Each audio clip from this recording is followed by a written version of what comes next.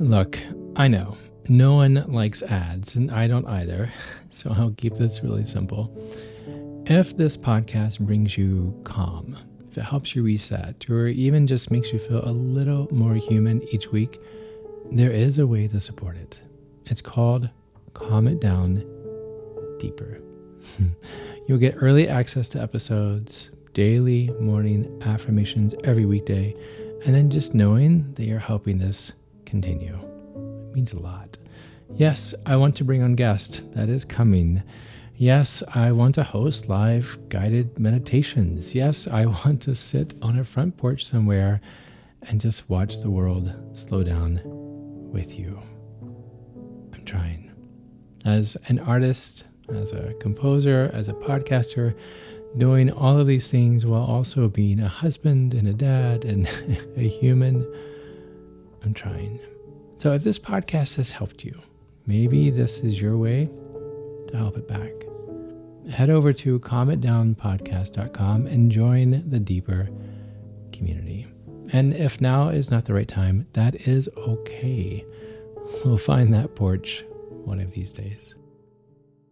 Thanks. And now on with the show. There's a street in every city that feels like a time machine, right? Maybe it's the one where you almost lived, or where you used to walk with someone who's now just a name in your phone that you never pull up, right? Or you drive past it now and then, not on purpose exactly, but yet you tell yourself, this is just the fastest way that I need to go from this place to this place. But something in you knows you're visiting. You're visiting the Museum of Almost. We all have one, right? It's that quiet back of the mind, what ifs or maybes.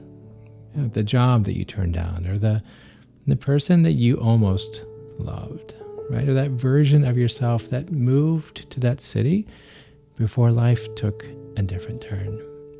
And like any museum, it can be beautiful. I mean, it's very meaningful, necessary even. And yes, museums, they are really beautiful, but they're not a place to live. So today I want to talk about that quiet longing for the life not chosen. How to honor what it meant without getting lost inside, and how to gently step back out into the air of the life that you're living. I'm Chad Lawson, and let's calm it down in 3, 2, 1. So I have a question for today. What's the almost that you revisit the most? The relationship that ended too soon, or the job that was nearly yours, and the version of you who once felt wide-eyed and brave and a little more certain. We all have favorite exhibits in our museum, a memory that we press against like glass almost, imagining what might have been, right? And there's usually this voice that comes with it, like, oh, your life would be better if only you had. But what that voice doesn't mention are those imagined versions. They're not really complete stories. They're highlights. They're reels that are cut and stitched from hope, not from the weight of actual days. The job that you passed on, I mean, in memory, it sparkles, right? Fulfilling and balanced.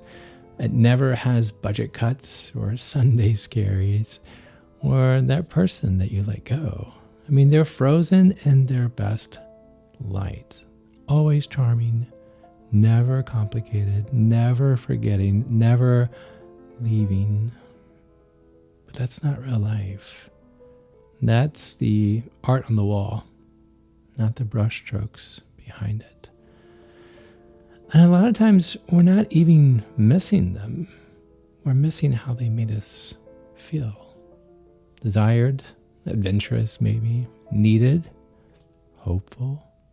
And possibility, it has that effect. It makes everything shimmer, right? Like gold dust. And shimmering things, they're easy to chase. But if we stay too long in that gallery of could have beens, we lose touch with the real portrait of ourselves today. So what do we do, right? So what do you do with this museum? You don't tear it down, you honor it. I mean, it does exist. Those almost even unfinished moments, they still shape you. That job you didn't take, it showed you what really matters. That relationship showed you something about how you love or want to be loved. The museum is part of your story. It is. It's not just your whole story, though, right? And if you look closely, you might notice what you're really missing isn't the thing to begin with.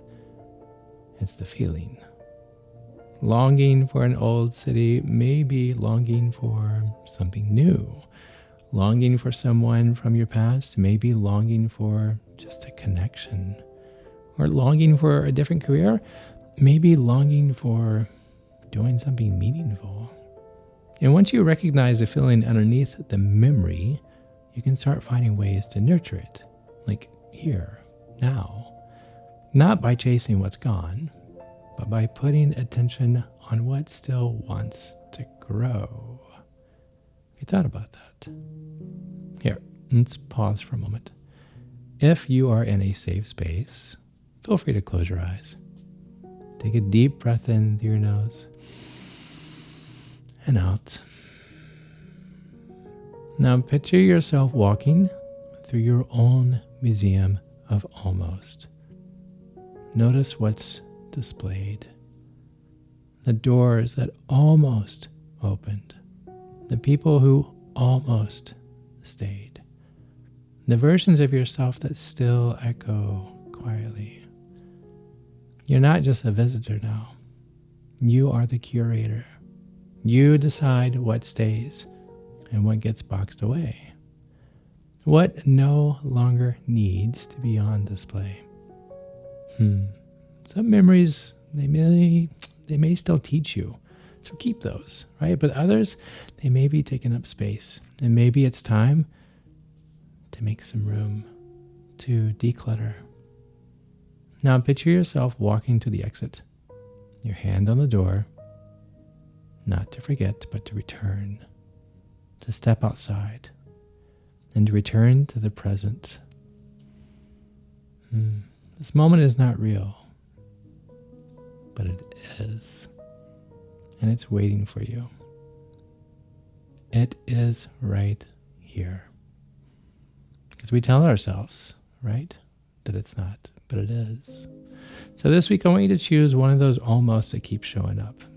That profile that you check, the street that you drive down, the story that you keep revisiting in your mind. And instead of visiting that museum, offer yourself something different. If it's 10 minutes spent scrolling through someone else's life, that we all do, spend those 10 minutes creating something in your own, right? Put the phone away. If it's a neighborhood that tugs at your heart, go a different direction. Discover something you haven't seen yet. You're not pretending that things didn't happen. You're just choosing a new path. And there's really beautiful, quiet power in that.